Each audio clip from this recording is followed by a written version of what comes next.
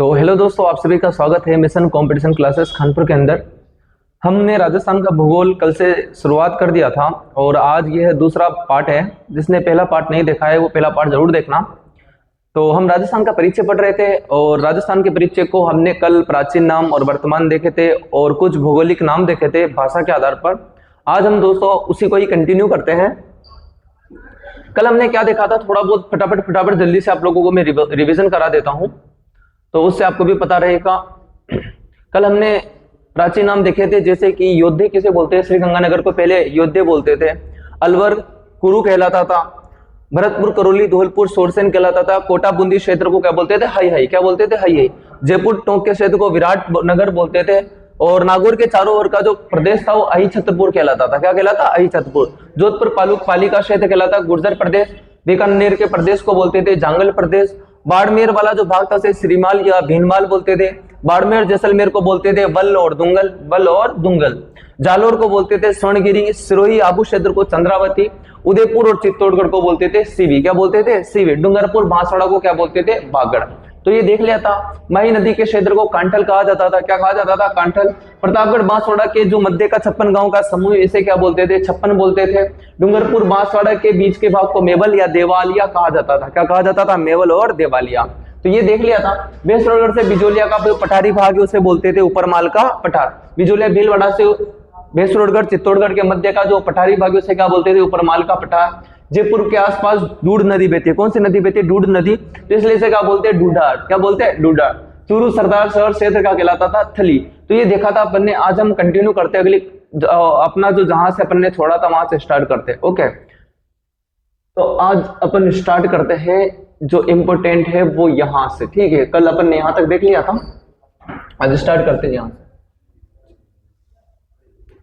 जो इंपोर्टेंट चीज है वो देखेंगे क्योंकि ये हरिमोहन सक्सेना की बुक है। यहां से प्रश्न बनता है। सब नहीं देख पाएंगे अपन, जो मेन चीजें वही देखेंगे। जैसे कि अपन देख सकते हैं 15 अगस्त 1947 को भारत क्या होता है, आजाद। क्या होता है, आजाद। तो उस समय कितनी रियासतें थी, 19। कितनी रियासतें थी, 19 रियासतें थी राजस्थान में, ठीक है। और यहाँ रियासतें दे रखा है लेकिन 3 क्या थे, ठिकाने। 3 क्या थे, ठिकाने। ओके, कौन कौन से थे, लावा, कुशलगढ़ और नीमराणा। और एक केंद्र शासित प्रदेश था दोस्तों, उसका नाम था अजमेर मेरवाड़ा। अजमेर मेरवाड़ा, ओके। और इस विकट स्थिति से निपटने हेतु प्रयास प्रारंभ हुए और तत्कालीन गृह मंत्री, उस समय के जो गृह मंत्री थे वो कौन थे, सरदार वल्लभ भाई पटेल ने। इनकी बड़ी दूरदर्शिता थी, एवं कुशलता से इस कार्य को क्या किया, पूर्ण किया। मतलब कि जब हमारा देश आजाद होता है हमारे पास 2 परिस्थितियां थी। हमारे सामने कितनी परिस्थितियां थी, 2। एक तो दोस्तों हमारे पास देश को चलाने के लिए संविधान नहीं था, कानून नहीं थे, नियम नहीं थे। तो हमने क्या किया कि कानून बनाने के लिए तो दोस्तों संविधान सभा का निर्माण किया और संविधान सभा ने क्या बनाया, भारत का संविधान। प्रारूप समिति के अध्यक्ष थे डॉक्टर भीमराव अंबेडकर, जिन्हें कानून निर्माता बोला जाता है। इसका श्रेय उन्हें जाता है। और उसके अलावा भारत 565 रियासतों में विभाजित था।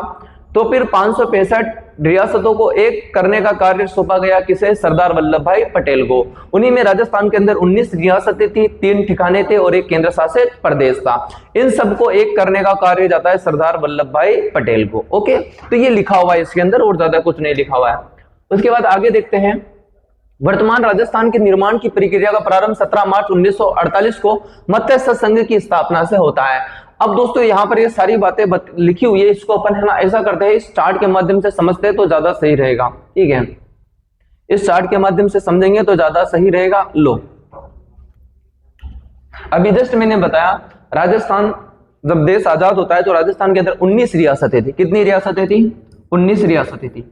ठिकाने कितने थे, 3 ठिकाने थे। और केंद्र शासित प्रदेश कौन ना था, 1। अजमेर मेरवाड़ा केंद्र शासित प्रदेश था। नीमराणा, कुशलगढ़ और लावा, ये क्या थे, 3 ठिकाने। अजमेर मेरवाड़ा क्या था दोस्तों, केंद्र शासित प्रदेश। 19 क्या थे, रियासतें। इन सबको एक करने की प्रक्रिया क्या कहलाती है, राजस्थान का एकीकरण। तो प्रथम चरण है दोस्तों जिसे बोलते हैं मत्स्य संघ। 17 मार्च 1948, कभी कभी 18 मार्च भी होगा लेकिन 17 मार्च आजकल ज्यादा एग्जाम में यही ऑप्शन मिल रहा है। तो 17 मार्च 1948 इसके अंदर जो रियासतें थी वो थी ABCD। कौन सी थी, ABCD। अलवर, भरतपुर, करौली, धौलपुर। अलवर, भरतपुर, करौली और धौलपुर। तो इन चारों रियासतों का विलय प्रथम चरण में कर दिया जिसका नाम क्या था, मत्स्य संघ। द्वितीय जो चरण है, दूसरा जो चरण है उसका नाम है पूर्व राजस्थान या फिर राजस्थान संघ। पूर्व राजस्थान या राजस्थान संघ। तो पूर्व राजस्थान या राजस्थान संघ की जो तारीख है 25 मार्च 1948, 25 मार्च 1948। इसके अंदर दोस्तों क्या करते हैं, एक तो लेते हैं वागड़ को, वागड़ यानी कि डूंगरपुर, बांसवाड़ा, प्रतापगढ़। वागड़ से कितने जिले लिए, 3, डूंगरपुर, बांसवाड़ा और प्रतापगढ़। उसके बाद लेते हैं हाड़ौती। कौन सा लेते हैं, हाड़ौती। हाड़ौती से भी 3 जिले लेते हैं, एक तो लेते हैं कोटा, एक लेते हैं बूंदी और एक झालावाड़। 12 क्यों नहीं लिया, क्योंकि 12 का जो गठन है, 12 की जो स्थापना है वो हुई थी 1991 को, है ना। तो उस समय 12 था ही नहीं। तो हाड़ौती के अंदर कोटा, बूंदी और झालावाड़, इन तीनों को लिया। उसके अलावा 2 रियासतें थी जिन्हें तोप सलामी का अधिकार नहीं था, जिनका नाम था किशनगढ़। एक का नाम था किशनगढ़ और दूसरी का नाम था शाहपुरा। क्या नाम था, शाहपुरा। ये छोटी छोटी रियासतें थी 2 जिन्हें तोप सलामी का अधिकार नहीं था, इन दोनों को ले लेते। और एकमात्र मुस्लिम रियासत थी जिसका नाम था टोंक। क्या नाम था, टोंक। इनको ले लेते हैं। तो टोटल 3 और 3 6 और 3 9, तो 9 रियासतें आप देख सकते हो, यहाँ दे भी रखा है। बांसवाड़ा हो गया, डूंगरपुर हो गया और प्रतापगढ़, इधर बूंदी, झालावाड़ और कोटा, किशनगढ़ व शाहपुरा और ये टोंक। तो ये आप लोगों की कितनी रियासतें, 9 रियासतें ले लेते हैं और दूसरा चरण बना लेते हैं जिसका नाम है दोस्तों राजस्थान संघ या पूर्व राजस्थान। तीसरा चरण है एकीकरण का जिसका नाम है दोस्तों संयुक्त राजस्थान। क्या नाम है, संयुक्त राजस्थान।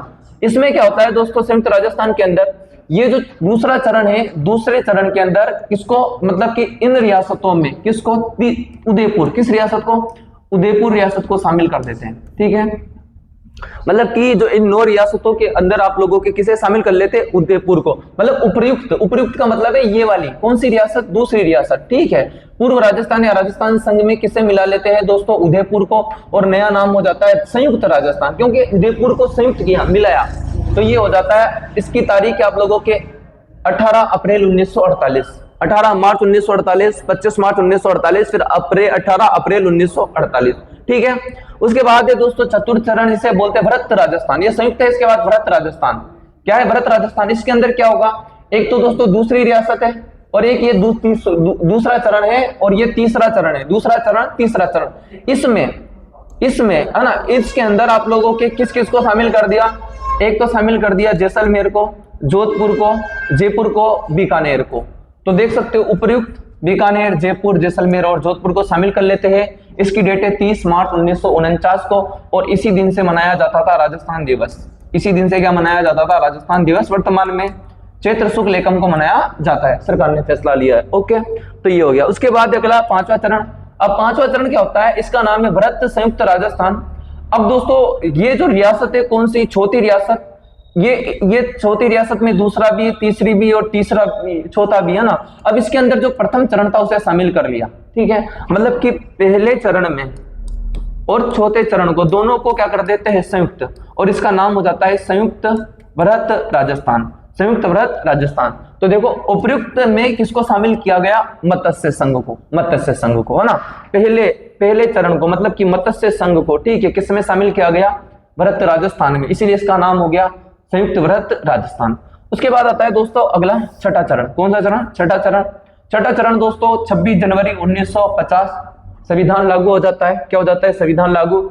और इसके अंदर दोस्तों जो सिरोही है, किसको, सिरोही का विलय कर लिया जाता है राजस्थान में, लेकिन पूर्ण रूप से नहीं किया जाता है, आधे सिरोही का। ठीक है, देखो आबू रोड को छोड़कर, किसको, आबू रोड को छोड़कर दोस्तों, और बाकी सिरोही का विलय हो जाता है आप लोगों के राजस्थान में। ठीक है, तो अगर पूछ दे सिरोही का विलय कब हुआ, कौन से चरण में हुआ, तो छठे चरण में। कौन से, छठे चरण। लेकिन सिरोही का पूर्ण विलय कब होता है, तो 7वें चरण में।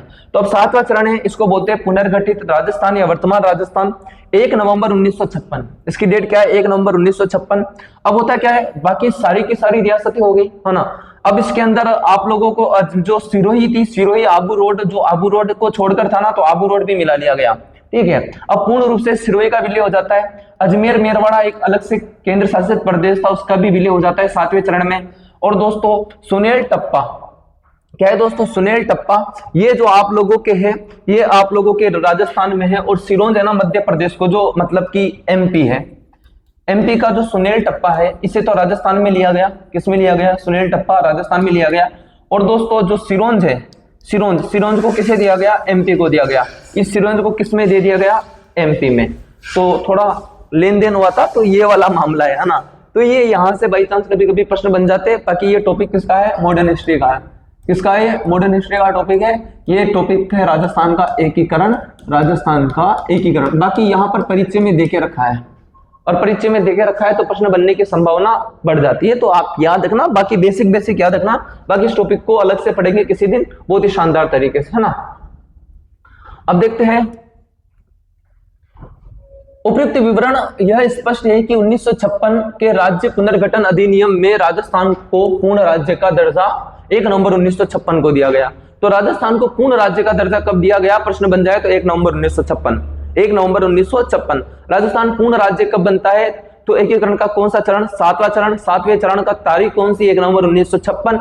1 नवंबर 1956 को किसके तहत, 1956 के राज्य पुनर्गठन अधिनियम के तहत राजस्थान क्या बन जाता है, पूर्ण राज्य। ठीक है, मतलब कि जो परिक्रिया 17 मार्च कब, 17 मार्च 1948 से प्रारंभ हुई थी दोस्तों, वो समाप्त कब होती है, 1 नवंबर 1956 को। 1 नवंबर 1956 को क्या हो जाती है, वो समाप्त। दे रखा है यहां पर, अर्थात 1948 से प्रारंभ हुई राज्य निर्माण की प्रक्रिया 1956 में क्या होती है, पूर्ण होती है, और वर्तमान राज्य क्या आ जाता है, अस्तित्व में आ जाता है। ओके, उसके अलावा उस समय राज्य को प्रशासनिक दृष्टि से 26 जिलों और 5 संभागों में विभक्त किया गया था।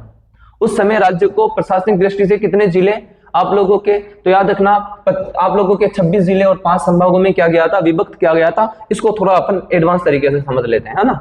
एडवांस तरीके से समझ लेंगे जो आपको और ज्यादा अच्छे से याद रहेगा। ये बात कर रहा है संभागीय व्यवस्था की, किसकी, संभागीय व्यवस्था। अब इस चीज को समझ लेते हैं, संभागीय व्यवस्था।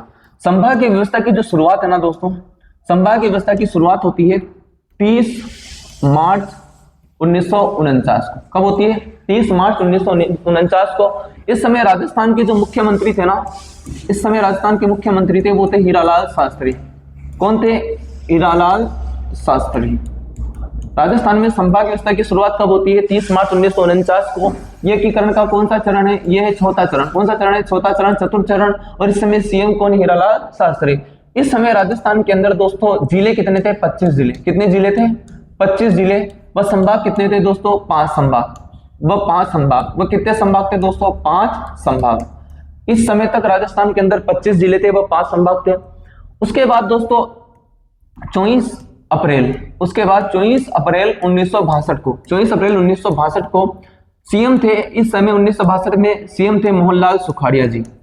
मोहनलाल सुखाड़िया, इस समय सीएम कौन थे, मोहनलाल सुखाड़िया जी। मोहनलाल सुखाड़िया जी क्या करते हैं, संभागीय व्यवस्था को क्या कर देते हैं दोस्तों, बंद। इन्होंने संभागीय व्यवस्था को क्या कर दिया, बंद कर दिया। मोहनलाल सुखाड़िया जी ने हीरालाल शास्त्री की चलाई हुई संभागीय व्यवस्था को 1962 में क्या कर दिया दोस्तों, बंद कर दिया। ओके, उसके अलावा यहां याद रखना है आप लोगों को अगला पॉइंट। अब इस संभागीय व्यवस्था की पुनः शुरुआत कब होती है, पुनः शुरुआत या पुनः प्रारंभ कब होता है, यह भी याद रखना। पुनः शुरुआत या पुनः प्रारंभ कब होता है, तो पुनः प्रारंभ होता है दोस्तों 26 जनवरी 1987 को। 26 जनवरी 1987 को। 26 जनवरी 1987 को सीएम कौन होते हैं, सीएम होते हैं दोस्तों हरिदेव जोशी। कौन होते हैं, हरिदेव जोशी जी। हरिदेव जोशी जी ये क्या करते हैं दोस्तों, आप लोगों के संभाग कितने थे पहले, आप लोगों के 5 संभाग थे। कितने संभाग थे, 5। तो ये आप लोगों के 6ठा संभाग बना देते हैं। और 6वां संभाग किसे बनाते हैं, 6वां संभाग बनाते हैं अजमेर को। किसको बनाते हैं, अजमेर को। तो 6वां संभाग कौन सा बन जाता है, अजमेर। कौन सा बन जाता है, अजमेर। राजस्थान का 6वां संभाग कौन सा बन जाता है, अजमेर। ठीक है, 6 संभाग हो गए। उसके बाद में एकीकरण का जो 7वां चरण है उसकी डेट क्या है, 1 नवंबर 1956। 1 नवंबर 1956 को जो अजमेर है ना दोस्तों, अजमेर को राजस्थान का कौन सा जिला बना दिया जाता है, 26वां जिला। 26वां क्या बना दिया जाता है, जिला। तो अजमेर राजस्थान का 26वां जिला कब बना, अजमेर राजस्थान का 26वां जिला कब बना, तो बनता है 1 नवंबर 1956 को। 30 मार्च तक तो इधर देख लो, यहां पर अपन देख सकते हैं, मैंने बता दिया था 30 मार्च 1949। 30 मार्च 1949 तक तो जिले कितने थे, 25। कितने जिले थे, 25। 26वां जिला कब बनता है, 1 नवंबर 1956 को। कौन बनता है, अजमेर। ठीक है, उसके अलावा 30 मार्च 1949 तक कितने संभाग थे, 5 संभाग। कितने थे, 5। 6ठा संभाग कब बनता है, 1987 में। 1987 में। ठीक है, और संभाग कौन सा बनता है, संभाग बनता है अजमेर। तो ये दोनों फैक्ट याद रखने क्योंकि दे रखे अच्छे से आपकी बुक में, तो इसको अच्छे से देखना है। उसके बाद अगला पॉइंट डिस्कस करेंगे अपन यहां तक तो कोई दिक्कत नहीं है ना, यहां तक तो कोई दिक्कत नहीं है। उसके बाद ये जिले वाला पॉइंट भी एक बार देख लेते हैं, फिर इसको अपन इसको और अच्छे से विस्तार से देखेंगे।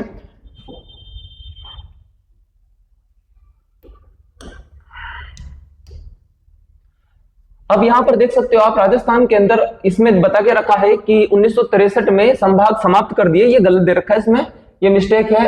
1962 में संभाग व्यवस्था क्या हुई थी, समाप्त हुई थी। थोड़ा मिस्टेक हो जाता है, अच्छी बुक है लेकिन मिस्टेक होना स्वाभाविक है टाइपिंग में। और 26 जिले, कितने जिले, 26 जिले रखे गए थे, है ना, मैंने बता दिया बाकी ये। उसके बाद यहां दे रखा है कि 9 अप्रैल 1991 को 3 नए जिले बनाए गए, 3 नए जिले बनाए गए 9 अप्रैल 1991 को। अब ये दोस्तों यहाँ 9 अप्रैल दे रखा है, बहुत सी जगह क्या दे रखा है, 10 अप्रैल, क्या दे रखा है, 10 अप्रैल, 10 अप्रैल 1991 को। तो आपको 9 अप्रैल भी याद रखना है, क्योंकि अभी हाल ही में एक प्रश्न बना था जिसके अंदर दे रखा था 9 अप्रैल, क्या दे रखा था, 9 अप्रैल, तो याद रखना 9 या 10 अप्रैल 1991 को दोस्तों कितने जिले बनाए गए, 3 जिले, 12 बनाया था, दौसा बनाया, और उसके अलावा बनाया राजसमंद, क्या बनाया, राजसमंद। तो 12, दौसा और राजसमंद को क्या बनाया, नया जिला बनाया था, ठीक है। और मैं आप लोगों को बता दूंगा यहाँ पर एक बार फिर से अच्छे से, आप लोगों के 26 तो जिले थे, कितने जिले थे, 26, और 26वां जिला कौन सा था, अजमेर, कौन सा था, अजमेर, ठीक है। अब उसके बाद यहां पर अच्छे से और अच्छे से बताता हूं, 26वां जिला, 26वां जिला कौन सा है दोस्तों, अजमेर। उसके बाद 27वां, 28वां, 29वां, 30वां, 31वां, 32वां और 33वां, ठीक है। उसके बाद में 8 नए, और टोटल कितने हो जाते हैं, 41 जिले, ओके। तो 26वां जिला कौन सा है, अजमेर, कौन सा है, अजमेर। अस्तित्व में कब आया, 1956, 1 नवंबर 1956 को। उसके बाद जो 27वां जिला है वो है धौलपुर, कौन सा है, धौलपुर, क्योंकि यहां से क्रम भी पूछता है। और धौलपुर अस्तित्व में कब आया, 1982 में, कब आता है, 1982 में। उसके बाद ये 3 है ना, ये एक तो है 12, एक तो क्या है 12, और एक है दौसा, दौसा, और एक क्या है, राजसमंद, एक क्या है, राजसमंद। ये तीनों अस्तित्व में आते हैं 1991 को, कब आते हैं, 1991 को, ठीक है। 1991 में 12, दौसा और राजसमंद 9 अप्रैल या 10 अप्रैल 1991 को क्या आते हैं, अस्तित्व में आते हैं, ठीक है। उसके बाद अजमेर हो गया, अजमेर के बाद धौलपुर हो गया, 12, दौसा और राजसमंद। उसके बाद आ जाएगा आप लोगों के दोस्तों करौली, सॉरी इससे 31वां आएगा दोस्तों हनुमानगढ़, कौन सा आएगा, हनुमानगढ़, ठीक है, करौली इसके बाद आएगा। तो हनुमानगढ़ कब आता है अस्तित्व में, तो दोस्तों 91 के बाद 94 में, है ना, 91 के बाद कब आता है ये, 1994 में, ठीक है। 91 के बाद 2 साल स्किप कर देना, 92 और 93, उसके बाद 1994 में कौन आता है, हनुमानगढ़। इसकी एक ट्रिक भी है, यहां मैं बता देता हूं जिससे आपको याद रहेगा, सिंपल सी ट्रिक है, बहुत ही फेमस ट्रिक है।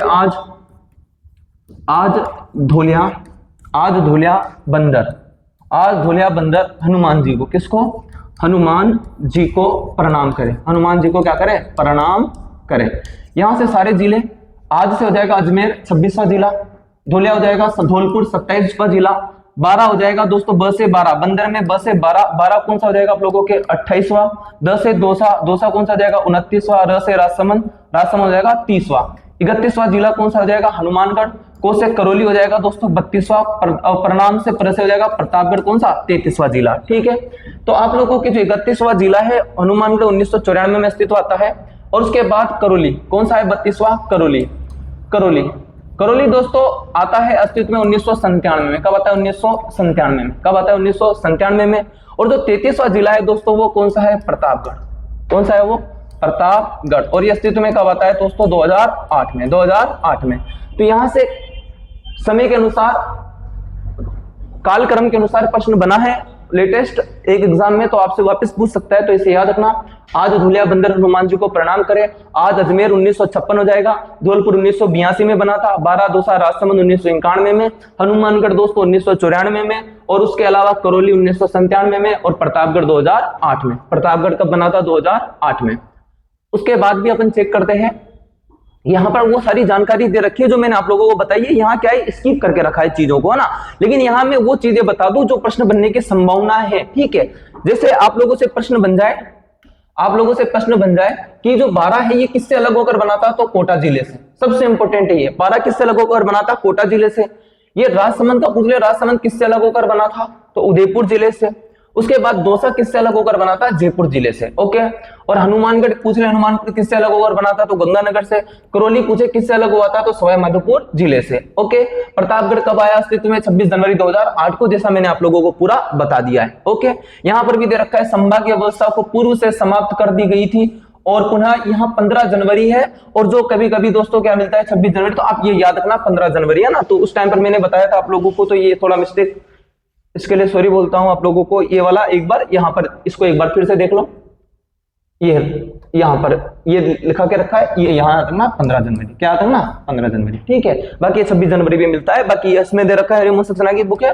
तो यूं मान लो कि यहाँ पर जो लिखी हुई बात है वो आप लोग रीट में पेश कर सकते हो, इसीलिए ये बहुत ज्यादा इंपॉर्टेंट है। तो याद रखना ये वाला पॉइंट, एक बार फिर से रिपीट कर देते हैं। संभागीय व्यवस्था की शुरुआत होती है 30 मार्च 1949 को। चौथे चरण में मुख्यमंत्री होते हीरालाल शास्त्री, इन्होंने 25 जिले व 5 संभाग बना दिए थे दोस्तों। 24 अप्रैल 1962 को ये संभागीय व्यवस्था बंद कर देते हैं मोहनलाल सुखाड़िया जी। पुनः शुरुआत होती है 15 जनवरी 1987 को, और मुख्यमंत्री होते हैं हरिदेव जोशी जी। इन्होंने 6वां संभाग बनाया, कौन सा? अजमेर। कौन सा बनाया? अजमेर। उसके बाद में लास्ट पॉइंट पर चर्चा करेंगे, ये लो। तो उसके बाद में दोस्तों जिसके अंतर्गत 7 संभागों में विभाजित किया गया है ना, ठीक है। उसके बाद भरतपुर बनता है दोस्तों, है ना। छठा संभाग कौन सा है? अजमेर। छठा संभाग कौन सा है? अजमेर, ठीक है। उसके बाद 7वां संभाग कौन सा बनता है? भरतपुर। 7वां संभाग कौन सा बनता है? भरतपुर, ठीक है। ओके, उसके बाद यहां पर दे रखा है थोड़ा बहुत बीच में हुआ था 6 अगस्त 2023 को राज्य सरकार ने 3 नए संभाग एवं 19 नए जिलों का गठन किया था। ये डेट याद रखना, 6 अगस्त 2023 को राज्य सरकार ने 3 नए संभाग और 19 नए जिलों का क्या किया था? गठन किया था, जिसको स्वीकृति दी थी, ठीक है।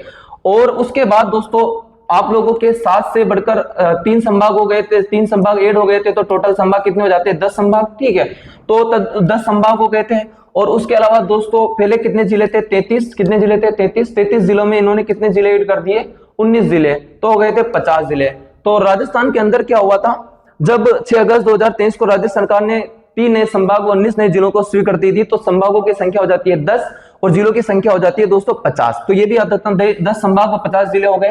किंतु 28 दिसंबर 2024 को राज्य सरकार ने निर्णय लेते हुए 3 नए संभाग जो थे पाली, बांसवाड़ा और सीकर। यहां से प्रश्न बन सकता है कि सरकार ने निम्न में से किस किस संभाग को समाप्त किया था जो नए बने थे? तो कौन कौन से? तो दोस्तों एक तो बांसवाड़ा था, एक पाली था और एक सीकर। इन तीनों को क्या कर दिया? समाप्त कर दिया। और 9 जिलों को क्या कर दिया? निरस्त। 9 जिलों को क्या कर दिया? निरस्त। तो 9 जिले निरस्त हो जाते हैं, और 33 और प्लस फिर इसके बाद बचते 8 जिले। तो वर्तमान में राजस्थान के अंदर 41 तो जिले हैं और संभाग कितने हैं? 7। और यहीं से एक प्रश्न अभी हाल ही में बना था, वर्तमान में राज्य के अंदर कितने संभाग है? 7 संभाग और 41 क्या है? जिले। तो ये याद रखना, ये रहे वो पॉइंट, ये संभाग ये रहे, ठीक है। ये राजस्थान के अंदर वर्तमान में कितने संभाग है आप लोगों के? 7 संभाग है, और जिले कितने? 41। देखो जयपुर संभाग के अंदर कौन कौन से जिले हैं? जयपुर संभाग के अंदर 7 जिले हैं, जैसे कि जयपुर, दौसा, सीकर, अलवर, कोटपुतली, बहरोड, खेरथल, तिजारा, झुंझुनू, ठीक है। ये 7 जिले हैं। जोधपुर संभाग के अंदर दोस्तों सबसे ज्यादा जिले कितने? 8। कितने हैं? 8। जोधपुर, फलोदी, जालोर, पाली, बाड़मेर, बालोतरा, सिरोही, जैसलमेर, ये 8 जिले। भरतपुर संभाग के अंदर 5 है दोस्तों, भरतपुर से लगा हुआ डिग, धौलपुर, करौली, सवाई माधोपुर, ये 5 जिले। अजमेर संभाग के अंदर 6 है दोस्तों, भीलवाड़ा है, टोंक है, नागौर है, डीडवाना, कुचामन है, अजमेर है एवं ब्यावर, ये 6 जिले। कोटा में तो 4 है, श्री कोटा, बूंदी, बारा, झालावाड़। बीकानेर संभाग में भी दोस्तों 4 ही है, बीकानेर, गंगानगर, हनुमानगढ़ और चूरू। उसके बाद में दोस्तों उदयपुर संभाग, उदयपुर है, उदयपुर से लगा हुआ सोलंबर है, राजसमंद, डूंगरपुर, बांसवाड़ा, चित्तौड़गढ़ एवं प्रतापगढ़, कितने जिले? 7। हाल ही में यहाँ से प्रश्न बना था जिसके अंदर असुमेलित छांटना था, और यहाँ पर बता रखा था जैसे इसके आगे ये कितने हो जाएंगे? 7 जिले। जोधपुर में कितने जिले हैं? 8 जिले। और भरतपुर संभाग में कितने जिले हैं? 5। और दोस्तों आप लोगों के अजमेर संभाग में कितने जिले हैं? 6। कोटा संभाग में कितने जिले हैं? 4। बीकानेर संभाग में भी कितने जिले हैं? 4। और उसके अलावा उदयपुर संभाग में कितने जिले हैं? 7। तो याद रखना 4 जिले वाले संभाग कोटा और बीकानेर है, और उसके अलावा आप लोगों के 5 जिले वाला संभाग भरतपुर है, 6 जिले वाला संभाग कौन सा है? अजमेर, 7 वाले 2 है। कौन कौन सा है? एक तो है जयपुर और एक है उदयपुर। सर्वाधिक जो जिले वो कौन से संभाग में है? जोधपुर संभाग में। तो आरोही अवरोही वाला भी प्रश्न बन सकता है। प्रश्न ये भी बन सकता है कि जयपुर संभाग में निम्न में से कौन सा जिला नहीं है। तो अगली जो वीडियो आएगी ना दोस्तों, उसके अंदर 10 से 15 मिनट सिर्फ और सिर्फ इन्हीं संभागों पर अपन चर्चा करेंगे, क्योंकि ये आपका बेसिक है ना। ये टॉपिक पूरा का पूरा बेसिक है और आपको पता होना चाहिए। तो जो अगली क्लास लूंगा मैं कल, नेक्स्ट क्लास के अंदर हम आपको भी ये पूरे के पूरे 7 संभाग लिखने हैं और आप लोगों के जो 41 जिले उसे लिखना है, एक मैप बनाना होगा आप लोगों को मेरे साथ साथ, और आपको मैं बहुत अच्छी तरीके से सारे के सारे संभाग और 41 जिले याद करा दूंगा। आज के लिए इतना ही। वीडियो को लाइक करना, चैनल को सब्सक्राइब करना। आप सभी का धन्यवाद, थैंक यू सो मच। और कोई कमी हो तो जरूर बताना दोस्तों, है ना, क्योंकि हम प्रयास कर रहा हूं बेहतर से बेहतर देने का, तो गलतियां हो सकती है क्योंकि बच्चों सामने प्रत्यक्ष रूप से होते हैं और आप लोग अप्रत्यक्ष रूप से हो, तो थोड़ा बहुत समस्या आती है, लेकिन हाँ, कॉर्पोरेट कर रहे हैं। तो आप सभी का धन्यवाद, थैंक यू सो मच।